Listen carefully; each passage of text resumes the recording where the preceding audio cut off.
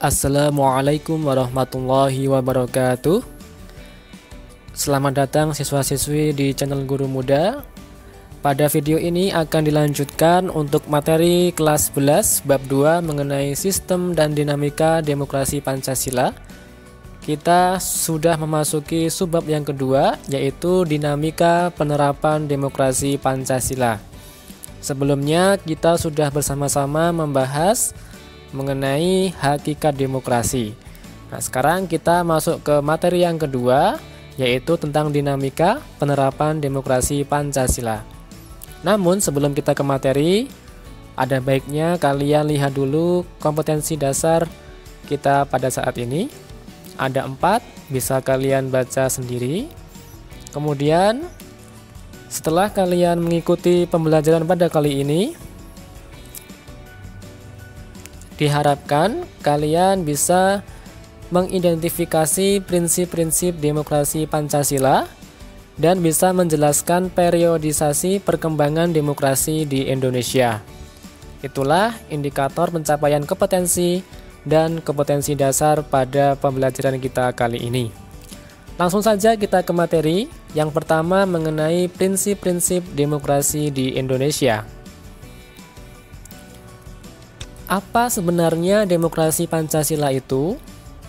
Pada hakikatnya, rumusan demokrasi Pancasila tercantum dalam sila keempat Pancasila, yaitu kerakyatan yang dipimpin oleh hikmat kebijaksanaan dalam permusyawaratan perwakilan. Rumusan tersebut pada dasarnya merupakan rangkaian totalitas yang terkait erat antara satu sila dan sila yang lainnya. Bulat dan utuh, artinya tidak bisa dipisah-pisahkan. Kemudian, apa sebenarnya yang menjadi karakter utama dari demokrasi Pancasila? Karakter utama demokrasi Pancasila adalah sila keempat, yaitu kerakyatan yang dipimpin oleh hikmat kebijaksanaan dalam permusyawaratan perwakilan. Dengan kata lain, demokrasi Pancasila mengandung 3 karakter utama, yaitu kerakyatan, permusyawaratan, dan hikmat kebijaksanaan. Selanjutnya, apa nilai lebih demokrasi Pancasila dibandingkan dengan demokrasi di negara lain? Demokrasi Pancasila mengandung beberapa nilai moral yang bersumber dari Pancasila, yaitu yang pertama, persamaan bagi seluruh rakyat Indonesia. Yang kedua, keseimbangan antara hak dan kewajiban. Yang ketiga, pelaksanaan kebebasan yang dipertanggungjawabkan secara moral kepada Tuhan Yang Maha Esa, diri sendiri dan orang lain. Kemudian, mewujudkan rasa keadilan sosial. Selanjutnya, pengambilan keputusan dengan musyawarah mufakat, mengutamakan persatuan nasional dan kekeluargaan, dan menjunjung tinggi tujuan dan cita-cita nasional. Itulah keunggulan demokrasi Pancasila, di mana demokrasi ini mengandung nilai-nilai yang bersumber dari Pancasila. Itulah merupakan keunggulan dibandingkan dengan demokrasi di negara lain. Selanjutnya, kita akan membahas dinamika penerapan demokrasi Pancasila dari periode awal kemerdekaan hingga saat ini. Jika kita bagi, maka ada 5 periode. Yang pertama, periode 1945 hingga 1949. Pada masa pemerintahan revolusi kemerdekaan, pelaksanaan demokrasi baru terbatas pada berfungsinya pers yang mendukung revolusi kemerdekaan. Adapun elemen-elemen demokrasi yang lain belum sepenuhnya terwujud karena situasi dan kondisi yang tidak memungkinkan. Hal ini dikarenakan pemerintah harus memusatkan seluruh energinya bersama-sama rakyat untuk mempertahankan kemerdekaan dan menjaga kedaulatan negara agar negara kesatuan tetap hidup. Meskipun tidak banyak catatan sejarah yang menyangkut perkembangan demokrasi pada periode ini, Akan tetapi pada periode tersebut telah diletakkan hal-hal mendasar bagi perkembangan demokrasi di Indonesia untuk masa selanjutnya.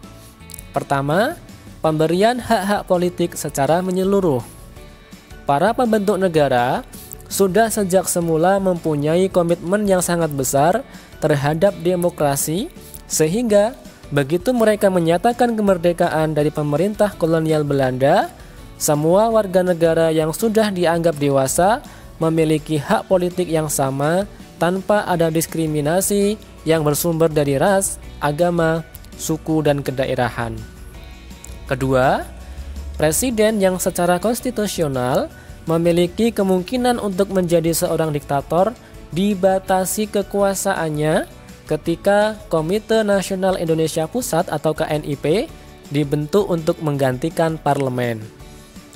Dan yang ketiga, dengan maklumat wakil presiden dimungkinkan terbentuknya sejumlah partai politik yang kemudian menjadi peletak dasar bagi sistem kepartaian di Indonesia untuk masa-masa selanjutnya dalam sejarah kehidupan politik kita. Nah, itulah beberapa perkembangan demokrasi pada masa awal kemerdekaan. Kemudian periode yang kedua adalah tahun 1949 hingga 1959. Pada periode ini, negara kita menganut demokrasi parlementer. Masa demokrasi parlementer merupakan masa yang semua elemen demokrasinya dapat kita temukan perwujudannya dalam kehidupan politik di Indonesia. Pertama, lembaga perwakilan rakyat atau parlemen memainkan peranan yang sangat tinggi dalam proses politik yang berjalan. Kedua, akuntabilitas atau pertanggungjawaban pemegang jabatan dan politisi pada umumnya sangat tinggi. Ketiga, kehidupan kepartaian boleh dikatakan memperoleh peluang yang sebesar-besarnya untuk berkembang secara maksimal. Dalam periode ini, Indonesia menganut sistem multi-partai. Selanjutnya yang keempat, sekalipun pemilihan umum hanya dilaksanakan satu kali pada tahun 1955, tetapi pemilihan umum tersebut benar-benar dilaksanakan dengan prinsip demokrasi. Kelima, masyarakat pada umumnya dapat merasakan bahwa hak-hak dasar mereka tidak dikurangi sama sekali, sekalipun tidak semua warga negara dapat memanfaatkannya dengan maksimal. Keenam, dalam masa pemerintahan parlementer, daerah-daerah memperoleh otonomi yang cukup, bahkan otonomi yang seluas-luasnya. Dari keenam indikator itu, maka ukuran dalam pelaksanaan demokrasi pada masa pemerintahan parlementer adalah dapat kita lihat. Akan tetapi, pelaksanaan tersebut tidak berumur panjang. Demokrasi parlementer hanya bertahan selama 9 tahun seiring dengan dikeluarkannya dekret oleh Presiden Soekarno pada tanggal 5 Juli 1959 yang membubarkan konstituante dan kembali kepada Undang-Undang Dasar 1945.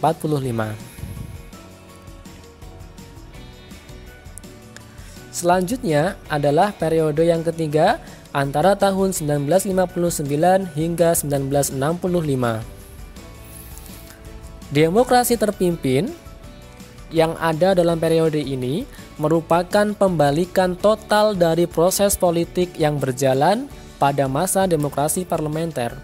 Adapun karakteristik yang utama dari perpolitikan pada era demokrasi terpimpin adalah yang pertama, mengaburnya sistem kepartaian. Kehadiran partai-partai politik bukan untuk mempersiapkan diri dalam rangka mengisi jabatan politik di pemerintah, karena pemilihan umum tidak pernah dijalankan, tetapi lebih merupakan elemen penopang dari tarik ulur kekuatan antara lembaga kepresidenan, Angkatan Darat, dan Partai Komunis Indonesia. Kedua, dengan terbentuknya Dewan Perwakilan Rakyat Gotong Royong, peranan lembaga legislatif dalam sistem politik nasional menjadi sedemikian lemah. Ketiga, hak dasar manusia menjadi sangat lemah. Kritik dan saran dari lawan-lawan politik presiden tidak banyak diberikan. Mereka tidak mempunyai keberanian untuk menentangnya. Keempat, masa demokrasi terpimpin membuat kebebasan pers berkurang. Sejumlah surat kabar dan majalah dilarang terbit oleh pemerintah, seperti misalnya Harian Abadi yang berafiliasi dengan Masyumi dan Harian Pedoman yang berafiliasi dengan PSI. Kelima, sentralisasi kekuasaan semakin dominan dalam proses hubungan antara pemerintah pusat dan daerah. Daerah-daerah memiliki otonomi yang terbatas. Dari 5 karakter di atas, dapat kita simpulkan bahwa pada era demokrasi terpimpin, terdapat penyimpangan-penyimpangan terhadap demokrasi. Hal ini tidak terlepas dari kondisi Indonesia yang baru merdeka. Kemudian periode yang keempat, antara tahun 1965 hingga 1998.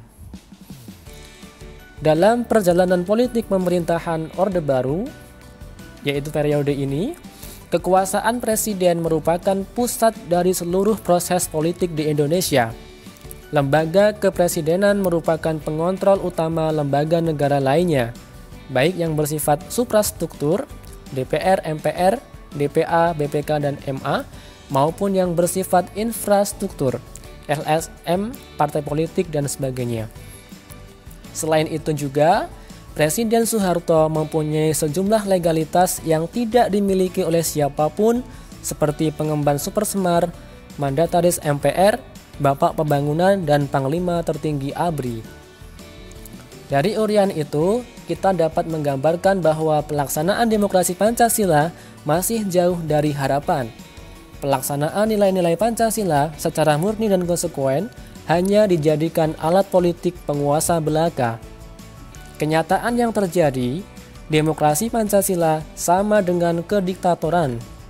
Untuk lebih jelasnya, berikut ini dipaparkan karakteristik demokrasi Pancasila masa Orde Baru yang berdasarkan pada indikator demokrasi yang telah dikemukakan sebelumnya.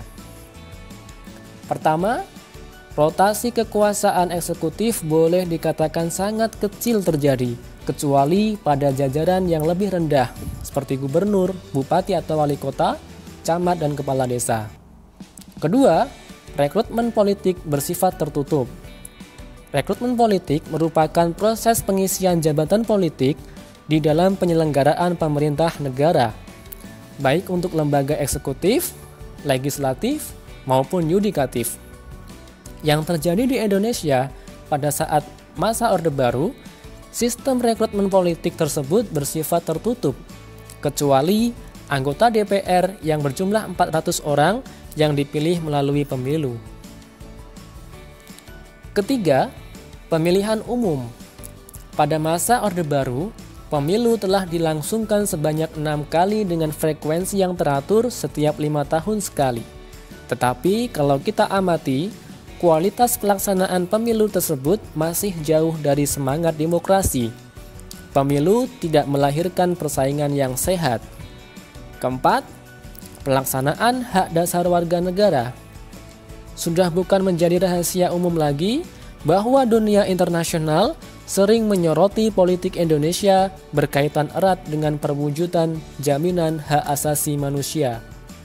Masalah kebebasan pers sering muncul ke permukaan. Persoalan mendasar adalah selalu adanya campur tangan birokrasi yang sangat kuat. Keempat indikator itu menjadi catatan hitam perjalanan demokrasi di Indonesia. Akankah masa Pasca-Pahit ini kembali terulang? Jawabannya dikembalikan kepada semua elemen bangsa ini. Kemudian periode yang terakhir adalah periode 98 hingga saat ini. Demokrasi yang diterapkan negara kita pada era reformasi ini adalah demokrasi Pancasila. Tentu saja dengan karakteristik yang berbeda dengan Orde Baru dan sedikit mirip dengan demokrasi parlementer tahun 1950 hingga 1959. Pertama, Pemilu yang dilaksanakan jauh lebih demokratis dari yang sebelumnya. Sistem pemilu yang terus berkembang memberikan jalan bagi rakyat untuk menggunakan hak politiknya dalam pemilu. Bahkan puncaknya, pada tahun 2004, rakyat dapat langsung memilih wakilnya di lembaga legislatif dan presiden atau wakil presiden juga dipilih secara langsung. Tidak hanya itu, mulai tahun 2005, kepala daerah pun, yaitu gubernur dan bupati atau wali kota, dipilih langsung oleh rakyat. Kemudian yang kedua, rotasi kekuasaan dilaksanakan mulai dari pemerintah pusat sampai pada tingkat desa. Ketiga, pola rekrutmen politik untuk pengisian jabatan politik dilakukan secara terbuka. Setiap warga negara yang mampu dan memenuhi syarat dapat menduduki jabatan politik tersebut tanpa adanya diskriminasi. Keempat, sebagian besar hak dasar rakyat dapat terjamin seperti adanya kebebasan menyatakan pendapat, kebebasan pers, dan sebagainya. Kondisi demokrasi Indonesia saat ini dapat diibaratkan sedang menuju ke arah kesempurnaan. Akan tetapi, jalan terjal menuju itu tentu saja selalu menghadang. Tugas kita adalah mengawal demokrasi ini supaya teraplikasikan dalam seluruh aspek kehidupan. Itulah tadi 5 periode penerapan demokrasi Pancasila yang kita alami mulai dari awal kemerdekaan hingga saat ini. Semoga bisa dipahami. Jika ada yang ditanyakan, silahkan dicantumkan dalam diskusi kelas. Wassalamualaikum warahmatullahi wabarakatuh.